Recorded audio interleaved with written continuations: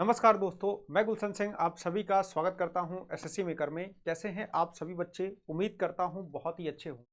चलिए, आपको पता है रोज सुबह में 8 बजे आपकी मैथ्स की क्लास चलती है। आज आपकी एक प्रैक्टिस क्लास में आपको चलाने वाला हूं, ठीक है। और अगली क्लास जो आपकी होगी, कल से हम लोग प्रैक्टिस सेट ही स्टार्ट करेंगे। एसएससी जीडी 2023-24 जो वैकेंसी आने वाली है, जिसका फॉर्म नवंबर में और एग्जाम फेब में होने वाला है, उसके लिए अब हम लोग प्रैक्टिस सेट स्टार्ट करेंगे। बहुत सारा चैप्टर वाइज हम लोग पढ़ लिए हैं, यहाँ से हम लोग प्रैक्टिस सेट की ओर बढ़ेंगे, ठीक है। तो आपको बता दें, एसएससी जीडी का फौजी बैच और वो भी लाइव बैच आपका एसएससी मेकर के ऐप पर 1 नवंबर से स्टार्ट होने वाला है, ठीक है।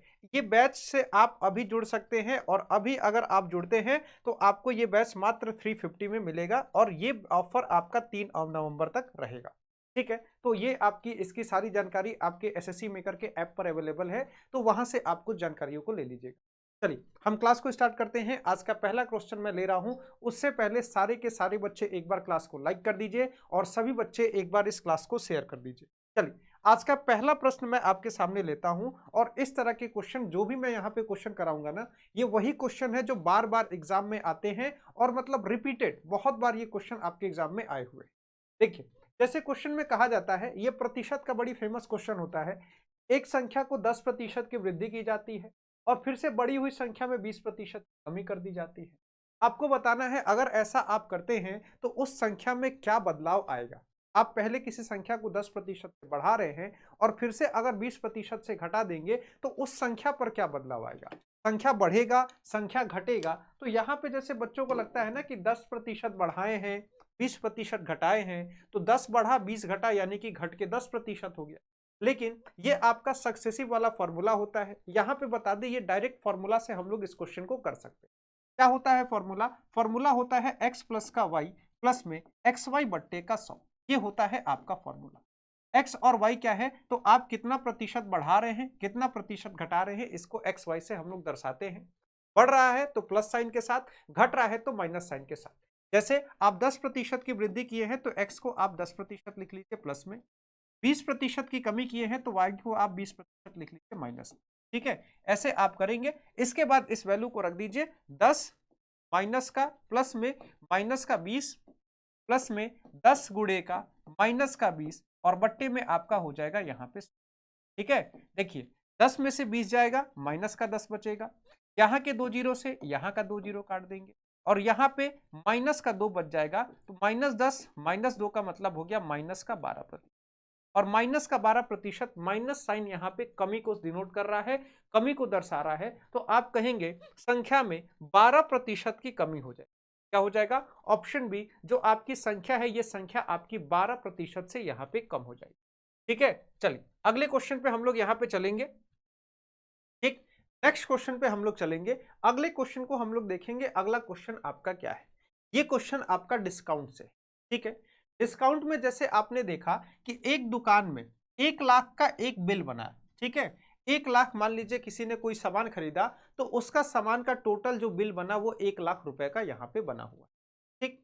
अच्छा, 1 लाख में अब मान लीजिए दुकानदार ने कहा कि आप 30% की छूट ले लीजिए, या फिर 25% और 5% की दो लगातार छूट कह लीजिए, या फिर दो क्रमिक छूट ले लीजिए। आपके सामने दो ऑप्शन रखा गया, ठीक है। या तो सीधा 30% की छूट ले लीजिए, या फिर 25% और 5% की आप यहां पे दो छूट ले लीजिए।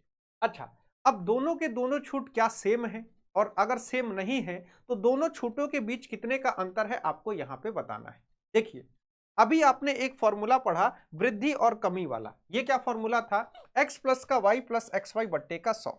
इसी फॉर्मूले पे ये भी चलता है। यहां पे जैसे आपसे क्या कहा गया कि एक छूट ले लीजिए आप 30%, ठीक है। और दूसरा छूट या तो आप ले लीजिए ऐसे 25% और 5% का दो छूट लीजिए, ठीक है। दोनों में से कोई एक आपको चूज करना है, ठीक। आप कहेंगे ये भी 30% दिख रहा है और 25 5 मिला के ये भी 30 दिख रहा है। दिखने में तो दोनों 30 है, लेकिन ये दोनों 30 है नहीं। इन दोनों के बीच में अंतर है।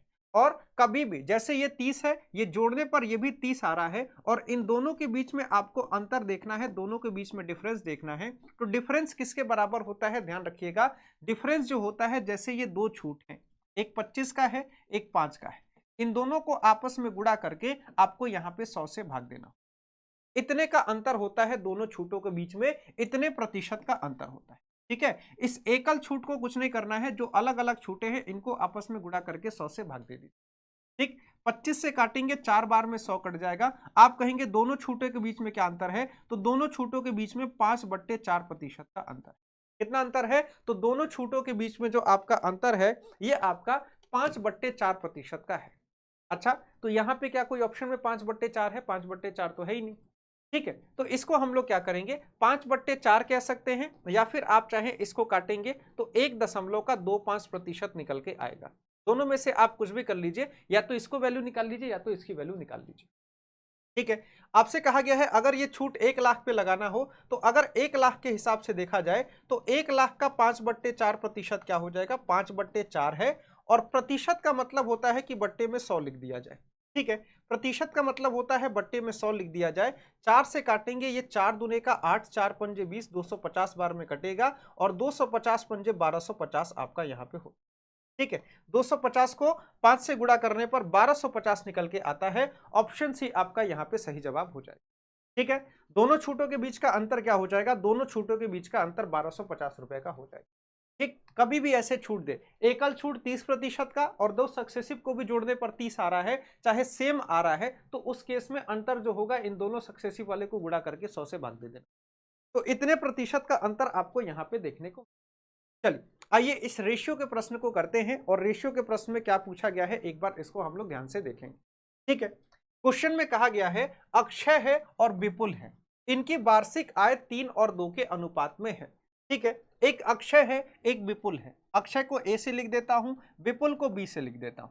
ठीक है, इनके जो आय का अनुपात है, तो क्वेश्चन में आय का अनुपात इनका 3:2 दिया हुआ है। ठीक, इनके जो व्यय यानी कि जो ये खर्च करते हैं एक वर्ष में, उसका अनुपात आपको 7:3 दे दिया है। और जो ये बचाते हैं, तो जो आपका अक्षय है यानी कि इनके बचत की बात कही गई है, तो अक्षय जो है एक साल में 1,80,000 रुपए बचा लेता है। और इसी प्रकार विपुल भी 1,80,000 रुपए यहाँ पे बचाता है। देखिए, आय व्यय का क्वेश्चन आप रेशियो में पढ़ते हैं, बहुत से बच्चे अगर आपने रेशियो पढ़ा होगा, चैप्टर वाइज में पहले पढ़े होंगे, तो आपको मैंने रेशियो में ये सारी चीजें पढ़ा रखी। मैंने आपको कहा है कि आय में से अगर आपने बचत को घटा लीजिए, ध्यान दीजिए, अगर आपने अपने आय में से बचत को घटाया, तो आय में से बचत को घटाते हैं तो आपका व्यय निकल के आ जाता है।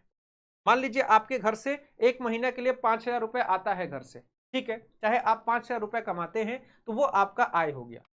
महीना खत्म हुआ, आपको पता चला मेरे पास 1,000 रुपए बचा हुआ है, तो 5,000 में से 1,000 को घटा देंगे, तो आपको पता चलेगा कि एक महीना में आपने 4,000 रुपए यहाँ पे खर्च किया। ठीक है, तो आपको क्या करना है, यहाँ पे आय दिया है जैसे 3:2, ये रेशियो में आपका आय दिया हुआ है। आय को आप मान लीजिए 3x अक्षय की आय है, और विपुल की आय को 2x मान लीजिए। कितना बचाता है, 1,80,000 रुपए यहाँ पे बचाता है। ये कितना बचाता है, तो ये भी 1,80,000 बचाता है। दोनों 1,80,000 बचाते हैं। और लास्ट में देखा गया इनके व्यय का अनुपात, या आय में से बचत को घटा दिया जाए तो व्यय निकल के आता है, ये 7/3 हो जाता है। इसको सॉल्व करने पे आपका यहाँ पे x का मान निकल के आ जाता है। कैसे, 3 को लाके गुणा करिए, 3 3 जा 9x हो जाएगा, और ये 18 तिया का 54 यानी 5,40,000 ये हो जाएगा। ठीक है, बराबर में क्या हो जाएगा, 7 दूने का 14x हो जाएगा, और 18 सत्ते कितना होता है, 18 पचे 90, छक्के 18 छके एक, 18 पंजे 90, 18 छके 108, 18 सत्ते 126। ठीक है, और यहाँ पे 1 2 3 4 जीरो आपको लगाना होगा। x को एक साइड कर लीजिए, इसको उठा के यहाँ ले जाएंगे, 14 में से 9 घटेगा 5x हो जाएगा।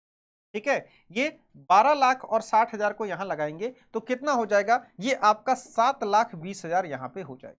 ठीक, यहां से आप x की वैल्यू निकाल लेंगे, x की वैल्यू कितनी आ जाएगी, इसको काटेंगे तो आपका 5 एकम का 5 हो जाएगा, ये आपका हो गया 22, 5 चौके 20, 5 चौके 20 और 000 लग जाएगा। x बराबर हो जाएगा आपका 1,44,000।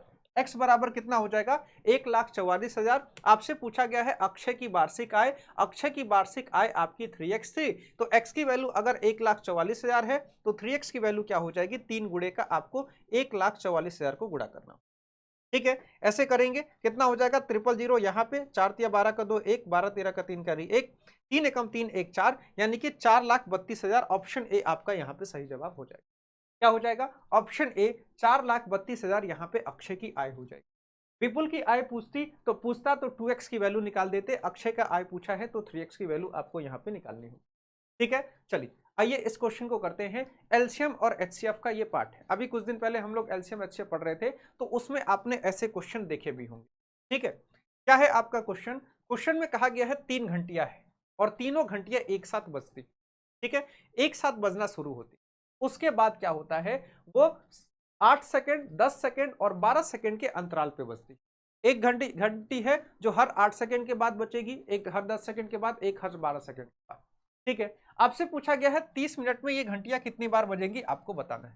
ठीक, इस क्वेश्चन को हम लोग करते हैं। अच्छा, घड़ी कितने देर के, घंटी कितने देर के अंतराल पे बज रही हैं, 8, 10 और 12।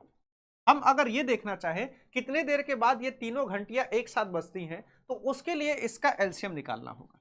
ठीक है, आप सारे बच्चे इसका एलसीएम निकालेंगे तो एलसीएम कितना आ जाता है, अगर 2 से काटते हैं, 2 चौके 8, 2 पंजे 10, 2 छक्के 2 से काटेंगे, 2 दूना 4, 5 और 2 तिया का 6। इसके बाद गुणा कर लीजिए, 2 दूना 4 दूना 8 पंजे 40 तिया 120, यानी कि यहाँ पे 120 निकल के आएगा। तो आप कहेंगे सर 120 सेकंड के बाद ये तीनों या एक साथ बजेंगे, तीनों घंटी एक साथ 120 सेकंड के बाद बजने वाले। 120 सेकंड को अगर 1 मिनट में 60 सेकंड होता है, ऐसे देखा जाए तो 120 सेकंड का मतलब 2 मिनट। ठीक है, 120 सेकंड का क्या मतलब हो जाएगा, 120 सेकंड का मतलब आपका यहाँ पे 2 मिनट। अगर 2 मिनट में एक बार बज रही हैं तो 30 मिनट में कितनी बार बजेंगी, अगर इस हिसाब से देखा जाए तो 30 को जैसे ही आप 2 से भाग दे देंगे, आपको पता चलेगा 30 मिनट में ये सारी घंटियां 15 बार बजेंगी। 30 मिनट में 15 बार बजेंगी, लेकिन 15 आपको यहाँ पे किसी भी ऑप्शन में नहीं दिखे। ठीक है, 15 किसी भी ऑप्शन में नहीं दिख रहा है, इसका मतलब क्या है, देखिए इसका मतलब क्या है, 2 मिनट के बाद से आपने जोड़ना शुरू किया। ठीक, एक बार समय 000 हुआ होगा, आपकी तीनों घंटियां एक साथ बजी होंगी, इसके बाद 2 मिनट के बाद बजेंगी, फिर से 2 मिनट के बाद बजेंगी। ठीक है, तो अगर इस 000 वाले को आप नहीं काउंट करते हैं, तब तो घंटी आपकी 15 बार बजेगी। ठीक है, अगर 000 पे भी काउंट कर लेते हैं तो एक बार और इसको जोड़ना होगा और टोटल मिला के आपकी घंटियां 16 बार बजेंगी। ठीक है, तो यहां पे सही जवाब हो जाएगा आपका ऑप्शन सी, ये हो जाएगा 16 बार। ठीक, अगर इस ऑप्शन में, इस क्वेश्चन में 15 ऑप्शन होता तो हम 15 को लगाते, 15 ऑप्शन होता तो 15 को हम सही जवाब लगाते। अगर 15 16 दोनों होता तो आपको इसमें लिखा होता कि सबसे पहली बार जब बजी है उसको भी काउंट करना है, 000 पे जब बजी है उसको भी काउंट करना है, तो उसके हिसाब से 16 को हम लोग यहाँ पे आंसर। आइए इस क्वेश्चन को करेंगे। ये है आपका स्पीड टाइम डिस्टेंस, और स्पीड टाइम डिस्टेंस का एक पार्ट है ट्रेन, और इस ट्रेन का वो क्वेश्चन आपका है यहाँ पे। ठीक है, क्या कहा गया है, एक ट्रेन की लंबाई 150 मीटर। ठीक है, ये रही आपकी ट्रेन, और इस ट्रेन की लंबाई कितनी है, इस ट्रेन की लंबाई क्वेश्चन में कहा गया है कि 150 मीटर। ठीक, समान दिशा में 2 किलोमीटर प्रति घंटा चलते हुए एक व्यक्ति को, अब ये ट्रेन को एक व्यक्ति को पार करना है, ये रहा व्यक्ति। ठीक है, व्यक्ति भी इसी दिशा में चल रहा है जिस दिशा में ट्रेन चल रही है। व्यक्ति की चाल यहाँ पे कही गई है कि 2 किलोमीटर प्रति घंटा, यहाँ पे व्यक्ति की चाल है। ठीक, ये ट्रेन जब व्यक्ति को पार करती है तो व्यक्ति को पार करने में कितना समय लेती है, तो व्यक्ति को पार करने में ये ट्रेन यहाँ पे 3 सेकंड का समय लेती है। क्वेश्चन में आपसे कहा गया है ट्रेन की चाल कितनी, ट्रेन की चाल तो क्वेश्चन में दिया ही नहीं है, और ट्रेन की चाल नहीं दी गई है तो हम ट्रेन की चाल को x किलोमीटर प्रति घंटा मान लेंगे। ट्रेन की चाल को क्या मान लेंगे, हम मान लेंगे कि ट्रेन की चाल आपकी यहाँ पे x किलोमीटर प्रति घंटा है। अब इस अनुसार यहाँ पे क्वेश्चन को हम लोग सॉल्व करेंगे। ठीक है, सबसे पहले आपको देखा जाए कि ट्रेन इस व्यक्ति को पार कर रही है, और ट्रेन कभी किसी व्यक्ति को पार कर रही है तो कितनी दूरी चलनी होती है, तो आपके कॉन्सेप्ट के हिसाब से जितनी ट्रेन की लंबाई होती है, जितनी ट्रेन की लंबाई होती है, अगर ट्रेन की लंबाई 150 मीटर है तो इस ट्रेन को 150 मीटर की दूरी अगर चलती है तो व्यक्ति को पार कर देगी। ठीक है, ट्रेन को 150 मीटर की दूरी यहाँ पे चलनी है। ठीक, अच्छा समय कितना लग रहा है, तो समय क्वेश्चन के हिसाब से 3 सेकंड का लग रहा है। चाल की बात कही जाए, चाल यानी स्पीड की बात कही जाए, तो यहाँ पे सापेक्ष चाल का कॉन्सेप्ट यहाँ पे यूज, सापेक्ष चाल कभी भी दो चीजें एक साथ चलती हैं तो सापेक्ष चाल का कॉन्सेप्ट वहां पे यूज होता है। ठीक है, अब जैसे देखिए मान लीजिए आप भी इधर चल रहे हैं और आपका व्यक्ति भी इधर चल रहा है, ट्रेन भी इधर चल रहा है, तो यहाँ पे सापेक्ष चाल का कॉन्सेप्ट यूज करना होगा, ठीक है। और सापेक्ष चाल का कॉन्सेप्ट अगर यहाँ पे यूज करते हैं, समान दिशाएं होती हैं तो चाल आपस में माइनस हो, चाल को आपस में माइनस कर देंगे, ये हो जाएगा इनका चाल, ठीक है। इस चाल को आपने किलोमीटर प्रति घंटे में लिया है, ये भी किलोमीटर प्रति घंटे में हुआ है, तो ये ओवरऑल चाल आपका किलोमीटर प्रति घंटे में हो जाए, ठीक है। अच्छा, और चाल बराबर क्या होता है, तो चाल बराबर आपका यहाँ पे होता है दूरी बट्टे में समय, ठीक है। दूरी कितनी है, दूरी है 150 मीटर की और समय है 3 सेकंड का, तो यहाँ पे देखा जाए तो इसके हिसाब से जो चाल निकल के आएगा ये 50 मीटर प्रति सेकंड आएगा, ठीक है। ये चाल 50 मीटर प्रति सेकंड का आएगा और ये चाल x माइनस 2 किलोमीटर प्रति घंटे, ठीक है। चाल क्या है, x माइनस 2 किलोमीटर प्रति घंटा, इसको मीटर प्रति सेकंड में बदलने के लिए 5/18 से गुणा करना होगा और ऐसा करेंगे तो चाल 50 मीटर प्रति सेकंड का हो जाएगा, ठीक है। और यहां 5 से काटेंगे 10 बार में कट जाएगा, x माइनस का 2 बराबर क्या हो जाएगा, 18 दहा में 180, ठीक। इस 2 को यहां लाके जोड़ देंगे, x बराबर क्या हो जाएगा 182, 182 क्या हो जाएगा, 182 किलोमीटर प्रति घंटा आपका चाल हो जाएगा। ये किसका चाल है, तो ऑप्शन बी 182 किलोमीटर प्रति घंटा ये चाल हो जाएगा। और ये चाल किसकी है, तो ये चाल आपकी ट्रेन की है। ट्रेन की चाल कितनी, ट्रेन की चाल आपकी 182 किलोमीटर प्रति घंटा की हो जाएगी, ठीक है। कह सकते हैं कि बुलेट ट्रेन की सेमी बुलेट ट्रेन जो अपने यहाँ आने वाली है वही चाल आपकी ट्रेन यहाँ पे पकड़ रही है, क्योंकि हमारे यहाँ की ट्रेनें हैं मैक्सिमम चाल तो 130 का होता है, लेकिन औसत चाल 70 और 60 पे ही निकल के आता है, ठीक है। अच्छा, आपको बता दें फौजी बैच, और वो भी लाइव फौजी बैच, इससे पहले तो फौजी बैच चल ही रहा था, लेकिन ये बैच आपका यहाँ पे लाइव होगा। क्लासेज स्टार्ट होंगी इसकी 1 नवंबर से, ठीक है। और बैच आपको 3 नवंबर तक का प्राइस बता रहे हैं, 3 नवंबर तक ये बैच आपको मात्र 350 रुपए में मिले, 3 नवंबर तक ये बैच आपको मात्र 350 में मिलेगा। उसके बाद इसकी प्राइस बढ़ के कितना हो जाएगा, इसका प्राइस फिर से उसके बाद बढ़ जाएगा, ठीक है। कितना होगा ये नहीं पता, ठीक है। यहाँ पे बता दे आपसे, ये क्वेश्चन एसएससी जीडी के एग्जाम में पूछा गया है, ठीक है। यहाँ पे डेट लिखा होता है, अगर डेट अजमिट किया है, ठीक है। ये क्वेश्चन एसएससी जीडी 3 का पावर 27 है, इसको अगर 26 से विभाजित किया जाता है तो शेषफल यहाँ पे कितना बच जाएगा। 3 का पावर 27 लिखा हुआ है, इसको अगर आपने 26 से विभाजित कर दिया तो 26 से विभाजित करने पर शेषफल कितना बच जाएगा आपको बताना है। अब 3 का पावर 27 है, 26 से कैसे भाग देंगे, तो हम कोशिश करेंगे कि इसको हम 26 के आसपास ले आए।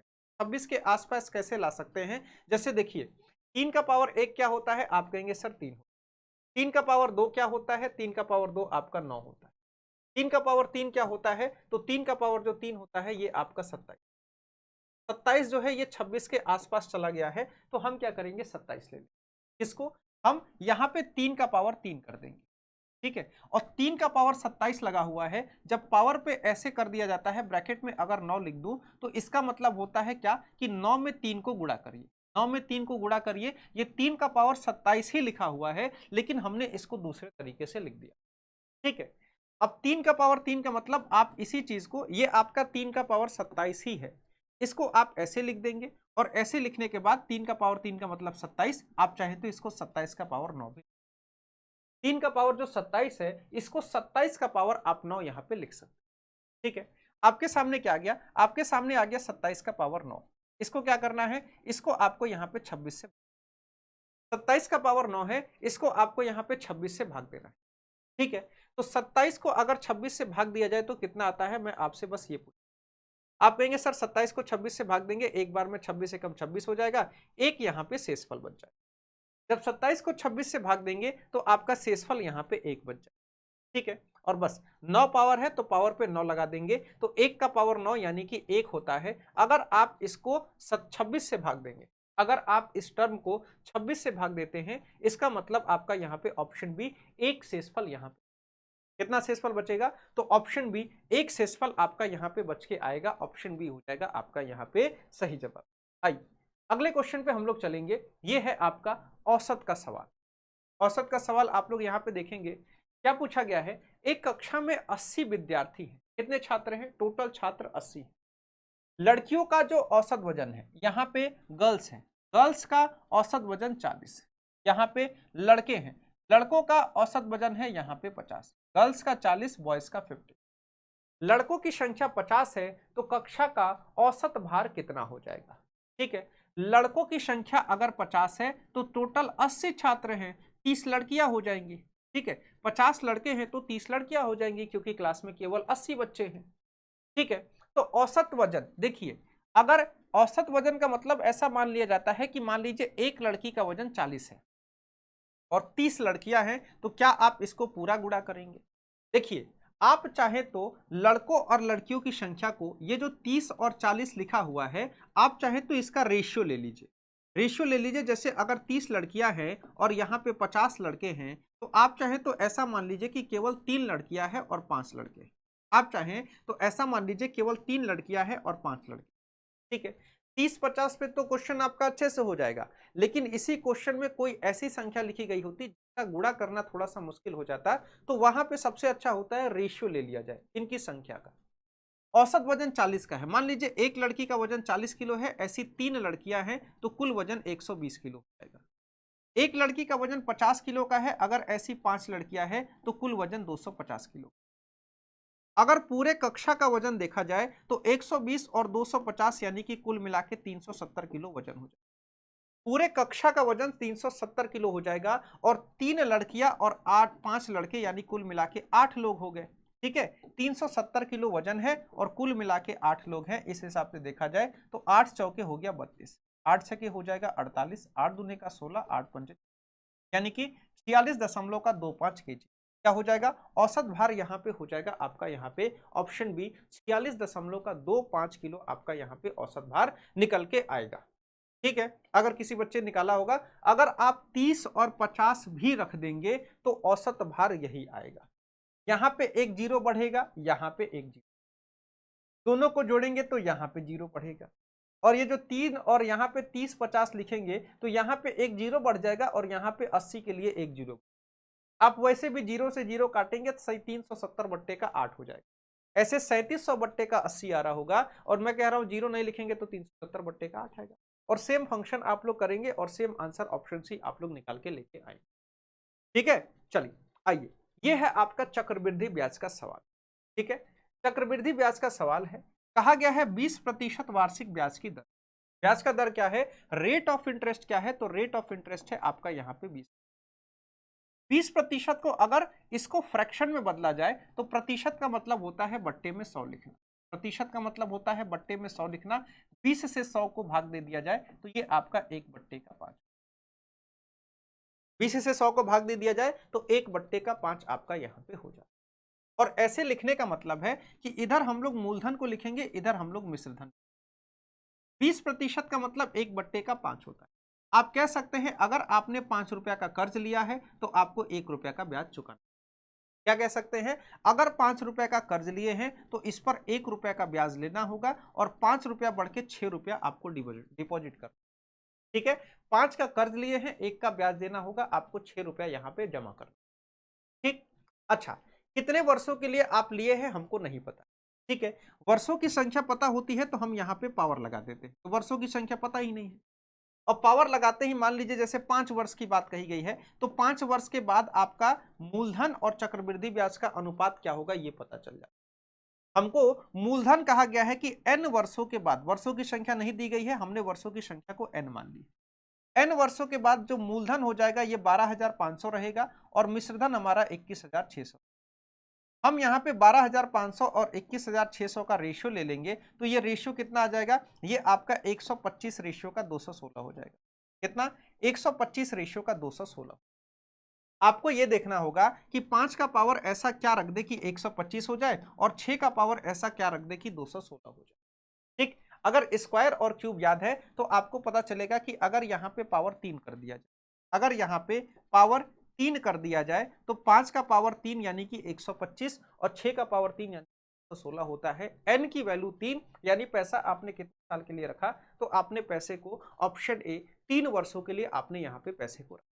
कितने साल के लिए पैसे को रखा है, तो ऑप्शन ए आपने यहाँ पे 3 साल के लिए पैसे को रखा। चलिए इस क्वेश्चन को करेंगे, मेंसुरेशन का आपका सवाल है। मेंसुरेशन का मतलब होता है फॉर्मूला, फॉर्मूला याद है तो आप क्वेश्चन को 9 सेंटीमीटर त्रिज्या और 15 सेंटीमीटर ऊंचाई वाले एक शंकु को पिघलाना है।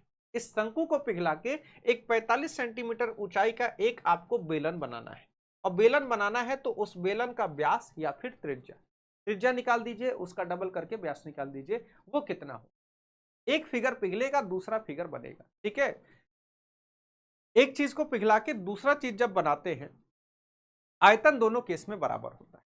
शंकु को पिघला के बेलन बनाएंगे तो जो आयतन शंकु का होगा वही आयतन आपका यहां पे, ठीक है। जो आयतन शंकु का होगा वही आयतन बेलन का। आप पिघला रहे हैं शंकु को, तो यहां पे शंकु का आयतन आपको निकालना होगा, ठीक है। यहां पे आप लिखेंगे शंकु का आयतन, और ये किसके बराबर हो जाएगा, तो जो शंकु का आयतन है ये आपका बराबर हो जाएगा बेलन के आयतन। किसके बराबर हो जाएगा, तो शंकु का जो आयतन है ये आपका बराबर हो जाएगा बेलन के, ठीक है। शंकु का आयतन बराबर बेलन का आयतन यहां पे, ठीक। शंकु का आयतन कैसे निकालते हैं, ये फॉर्मूला होता है 1/3 पाई आर स्क्वायर एच। और बेलन का आयतन कैसे निकालते हैं, ये होता है पाई आर स्क्वायर। अच्छा, शंकु का क्या दिया गया है, 1/3 पाई, आर की वैल्यू कितनी है 9, यानी 9 का स्क्वायर कर दीजिए, और एच की वैल्यू कितनी है 15। पाई आर की वैल्यू कितनी है, आर की वैल्यू पता ही नहीं है जो कि हमको निकालनी है, और एच यहां पे कहा गया है 45। सॉल्व करेंगे, पाई से पाई कट जाएगा, ठीक है। 9 से काटेंगे, 9 पंजे 45, 5 से काटेंगे, 5 दिया 15, 3 से काटेंगे, 3 से 3 कट जाएगा, आर स्क्वायर बराबर क्या हो जाएगा, आर स्क्वायर बराबर 9 हो, ठीक। स्क्वायर हटाएंगे, अंडर रूट लगाएंगे, तो आर बराबर क्या हो जाएगा, आर बराबर 3, ठीक है। आर बराबर हो जाएगा 3 सेंटीमीटर, रेडियस है आपका 3 सेंटीमीटर। अगर रेडियस पूछता तो 3 आपका सही जवाब हो जाता, लेकिन 3 नहीं देना है आपको, यहाँ पे व्यास पूछा गया है। तो व्यास कितना होता है, डायमीटर बराबर 2 गुना रेडियस, ठीक है। रेडियस को डबल कर देते हैं तो आपका क्या हो जाएगा, तो व्यास आपका यहाँ पे 6 सेंटीमीटर का हो जाएगा, ठीक। आइए, बेईमान दुकानदार के एक सवाल को हम लोग करते हैं। बेईमान दुकानदार के बारे में आप सबने पढ़ा होगा, ठीक है, कहीं ना कहीं आप लोग पढ़े होंगे। इसमें क्या कहा गया है, एक बेईमान दुकानदार लागत मूल्य पर T% के लाभ पर एक ग्राहक को सामान बेचता है। आपसे कहा भैया देखिए 100 रुपया का सामान खरीद के लाते हैं और बस इस पर हम क्या करते हैं, T रुपया का प्रॉफिट लेते हैं। T रुपया का प्रॉफिट ले लेते हैं, T% यानी कि T हो जाएगा, और इसको 100 प्लस T में बेच देते हैं। T कोई नंबर होता, कहता 3% का प्रॉफिट लेते हैं तो 3 लिख देते, 5 कहता तो 5 लिख देते। T कंफर्म नहीं है तो हम T को 100 प्लस T, ठीक है। एक साइड में हम लोग लिखेंगे क्रय मूल्य और एक साइड में हम लोग लिखेंगे विक्रय मूल्य, ठीक। लेकिन आपसे बेईमानी करके 1 किलो की जगह पे केवल 800 ग्राम सामान बेच, तो बस यही कैसे लिखना है ये बहुत इंपॉर्टेंट होता है, और कैसे लिखना है आपको बहुत बार हम समझा रखे हैं, ठीक है। जैसे आपसे कहा कि भाई देखिए सामान है 1 किलो, तो आप लाइए 1 किलो का पैसा दे दीजिए, ठीक है। आप क्या करेंगे, 1 किलो का मतलब 1000 ग्राम का पैसा उसको दे देंगे, और आपको क्या करेगा, 1 किलो सामान ना देके केवल 800 ग्राम सामान निकाल के दे, तो और ऐसा करके अगर ये व्यक्ति 40% का लाभ कमाता है तो वैल्यू क्या हो। हम क्या करते हैं इस केस में, अगर इधर से इधर कुछ कटता है तो हम काट लेते हैं। जैसे यहाँ के 2 जीरो से यहाँ का 2 जीरो कटता है तो काट लीजिए, यहाँ के 1 जीरो से यहाँ का 1 जीरो कटता है तो काट लीजिए। यहाँ पे हो जाएगा 80 और इधर हो जाएगा आपका 130, लेकिन क्वेश्चन के हिसाब से आपको 40% का प्रॉफिट हो रहा है, ठीक है। यानी अगर 80 रुपए की वस्तु है, इसको 100 प्लस टी में बेच दिया जाए तो यहाँ पे 40% का लाभ होगा, ठीक है। देखिए 80 रुपए की वस्तु है, आखिर इसको कितने में बेचे कि 40% का लाभ हो। आप कहेंगे सर इसका 140% निकाल लीजिए। अगर क्रय मूल्य 80 रुपए है, मुझे 40% का प्रॉफिट चाहिए तो कितने में बेचना होगा, तो 14 सत्ते 98 और 14 अट्ठे होता है 112। तो आप कहेंगे सर अगर ऐसा है तो 112 रुपए में बेचिए, और क्वेश्चन कह रहा है 100 प्लस के टी में बेचिए, तो 100 प्लस का टी ही क्या है, 112 है, ठीक है। ये भी विक्रय मूल्य है और यहाँ पे आपने विक्रय मूल्य को निकाला है, तो 100 प्लस का टी किसके बराबर है, 112 के। इसका मतलब क्या हो गया, टी बराबर 12 हो जाएगा।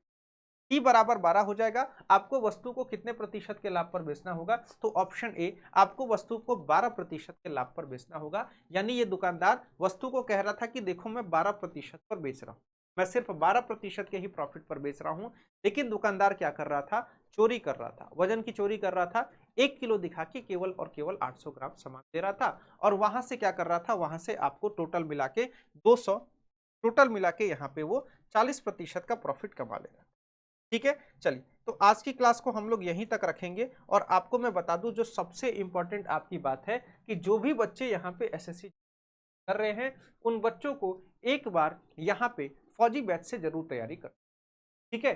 फौजी बैच आपका सबसे बेहतरीन बैच है। ये बैच आपका लाइव चलने वाला है और इसकी फीस मात्र 350 रुपए यहाँ पे रखी गई। लाइव क्लासेस कब से चलेंगी? तो लाइव क्लासेस यहाँ पे 1 नवंबर से चलेगी और आपको बता दें आप अगर इससे जुड़ना है तो सबसे बेस्ट टाइम है कि 3 नवंबर से पहले आप इससे जुड़ जाइए, ठीक है। 3 नवंबर से पहले जुड़ जाइए क्योंकि 3 नवंबर से पहले अगर आप जुड़ेंगे तो आपको ये बैच सबसे कम यानी मात्र 350 रुपए, ठीक है। अच्छा, अब कोई बच्चा ऐसा ना सोचे कि बहुत ज्यादा प्राइस है, क्योंकि इससे पहले आपको एक बैच प्रोवाइड कराया गया था रिकॉर्डेड और उसकी फीस बहुत कम रखी गई थी, मात्र 250 रुपए में वो बैच आपको दिया, ठीक है। और अभी भी आपको मौका दिया जा रहा है, इसमें लाइव क्लासेस चलेंगी, प्रैक्टिस सेट, कई सारी चीजें होने वाली है, तो आप सभी बच्चे इन बैच से जरूर, ठीक है। चलिए आज के क्लास को खत्म करते हैं। आप सारे बच्चे कमेंट करके बताइएगा क्लास कैसा रहा, ठीक है। अगर कुछ नहीं समझ में आया तो उसको भी लिखिएगा और सभी लोग क्लास को लाइक कर दीजिएगा।